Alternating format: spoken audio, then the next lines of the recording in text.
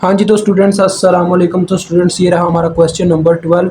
ये भी as it as वैसे ही क्वेश्चन नंबर 11 की तरह हल होना है, लेकिन मैंने फिर भी समझा आपके लिए करना ये ज़रूरी है, क्योंकि मैं आपको करके दिखाऊंगा तो आप अच्छी तरह समझ जाओगे।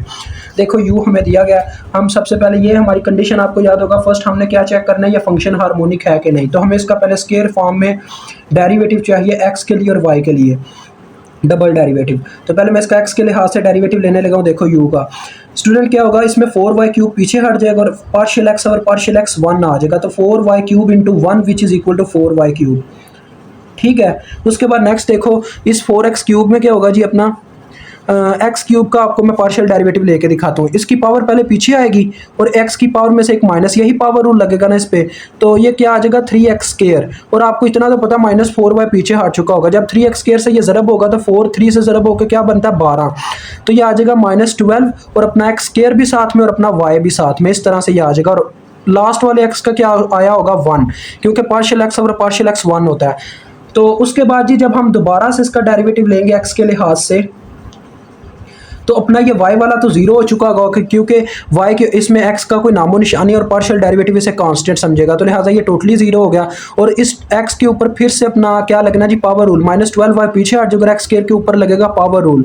तो पावर रूल के मुताबिक इसकी पावर पहले पीछे आएगी, 2 पीछे आ गया और x की पावर में से एक माइनस, तो ये 2x देगा। 2x 12y से मल्टीप्लाई देखे क्या बनता है, -24xy बन जाएगा। और अपने 1 का तो जीरो ही आना है क्योंकि ये कांस्टेंट है। अब हम u का लेते हैं y के लिहाज से, पार्शियल u और partial y is equal to.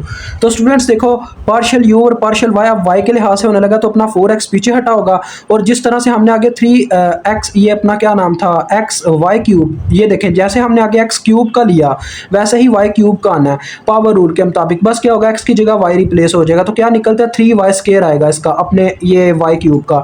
तो 3y जो अपना 3y² होगा जब मल्टीप्लाई होगा 4x के साथ, तो क्या बन जाएगा 3 4 बार 12।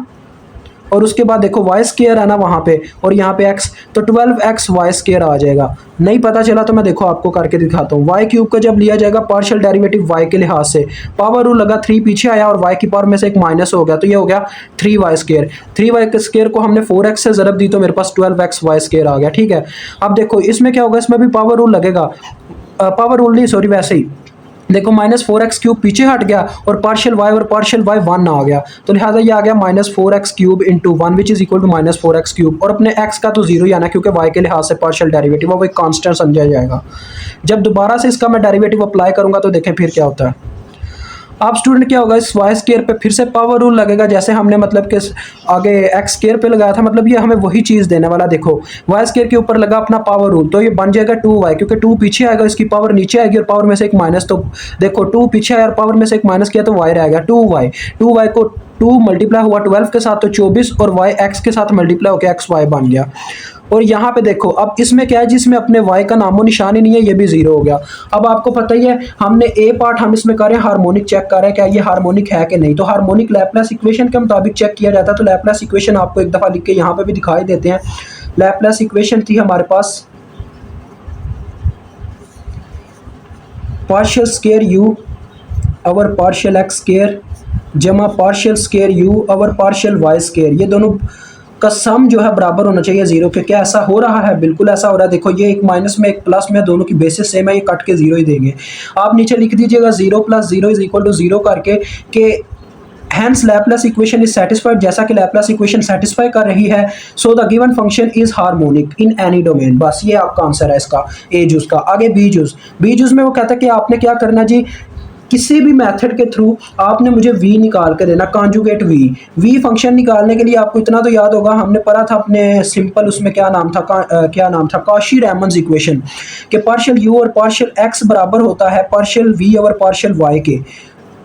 और दूसरी जानिब दूसरी इक्वेशन थी इसकी पार्शियल u और पार्शियल y बराबर होता है minus times of partial v और पार्शियल x के।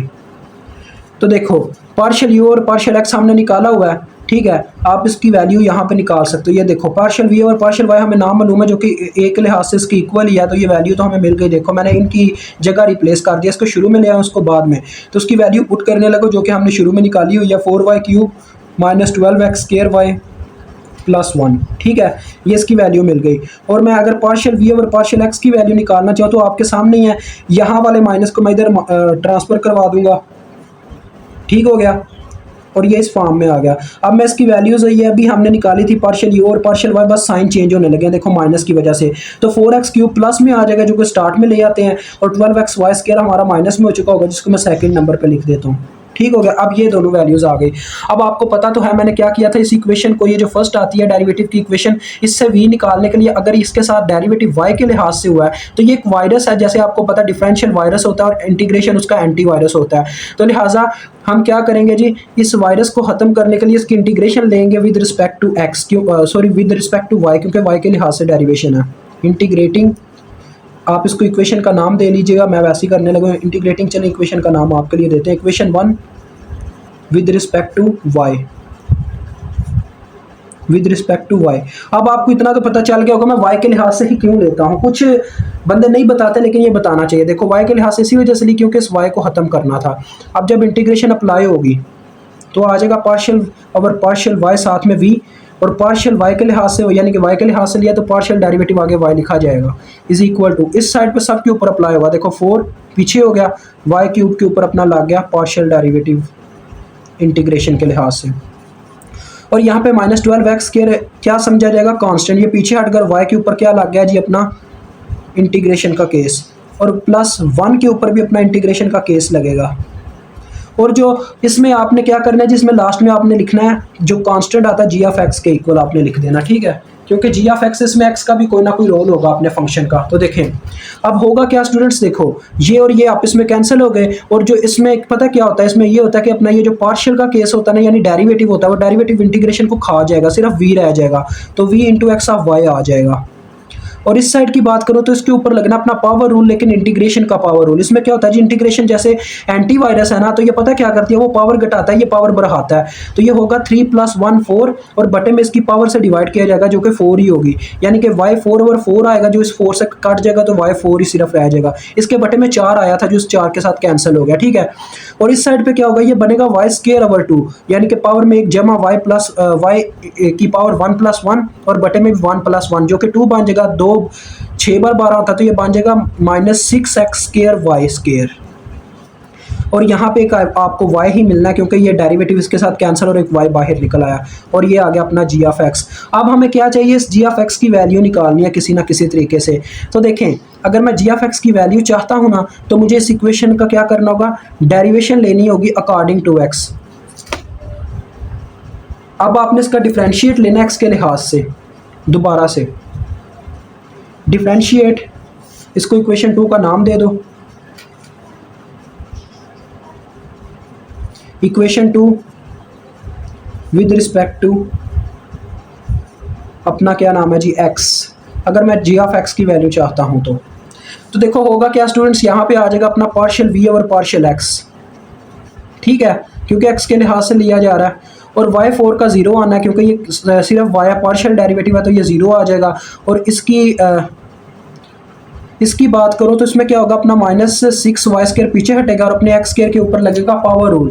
तो देखो x² के ऊपर जब पावर रूल लगेगा तो ये डिफरेंशिएट का पावर रूल है, इसकी पावर पहले पीछे आएगी, आगे भी हमने x² का वैसे लिया था, देखो इसकी पावर पहले पीछे आई और पावर में से एक माइनस होगा तो ये सिर्फ x रह चुका होगा, 2 - 1 नहीं रह चुका होगा। तो देखो -6y² पीछे था तो इससे मल्टीप्लाई होना है इसने इस तरह से, ये देखो इस तरह से आ जाएगा, तो ये क्या बनता है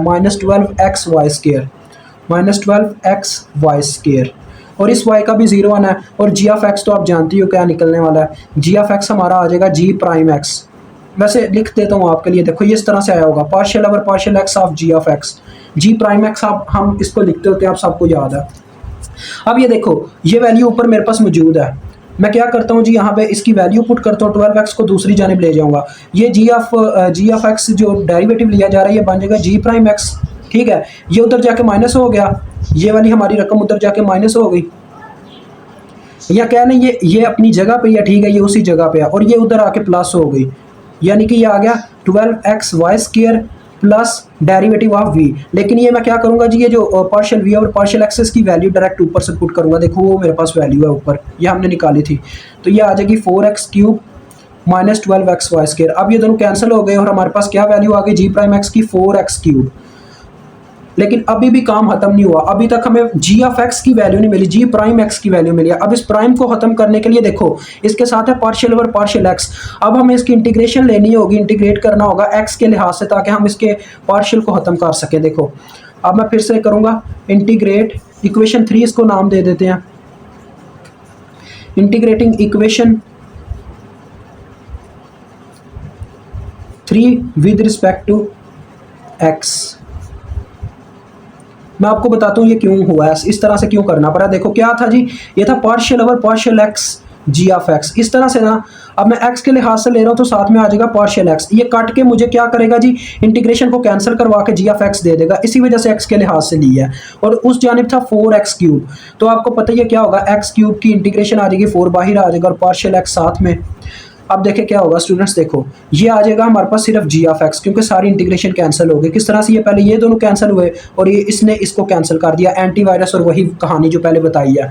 और यहाँ पे पावर रूल लगेगा, एक प्लस और उसी पावर से डिवाइड, जैसे हमारा वाई क्यूब का क्या आया था, वाई 4/4, उसने इस 4 को कैंसिल कर दिया था, देखें वही कहानी है। तो क्या आ जाएगा, x4 आ जाएगा, प्लस कांस्टेंट ऑफ इंटीग्रेशन आपको यहाँ पे लगाना पड़ेगा। वहाँ पे जी ऑफ एक्स लगाया था, लेकिन यहाँ पे आपको कांस्टेंट ऑफ इंटीग्रेशन लगाना, क्योंकि वहाँ पे जी ऑफ एक्स ही कांस्टेंट ऑफ इंटीग्रेशन था। अब मैं अपने v में वैल्यू पुट करता हूँ, putting the value of g of x in equation 2 आपने लिखना है, ठीक है। तो देखो क्या आ जाएगा, v into x of y, यानी कि दूसरी कंडीशन हमारी पूरी हो गया कि v into x of y हमने मालूम कर दिया उसे, y4 minus 6x square y square plus y, और अपने जी ऑफ एक्स की जगह वैल्यू पुट करने लगा हूँ x की पावर 4 प्लस c। ठीक हो गया जी।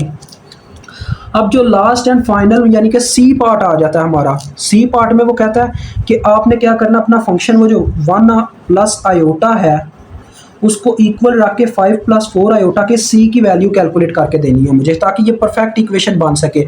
अब आपको इतना तो पता है स्टूडेंट्स, जो सिंपल f ऑफ z होता है वो बराबर होता है u प्लस v आयोटा के, यही होता है ना।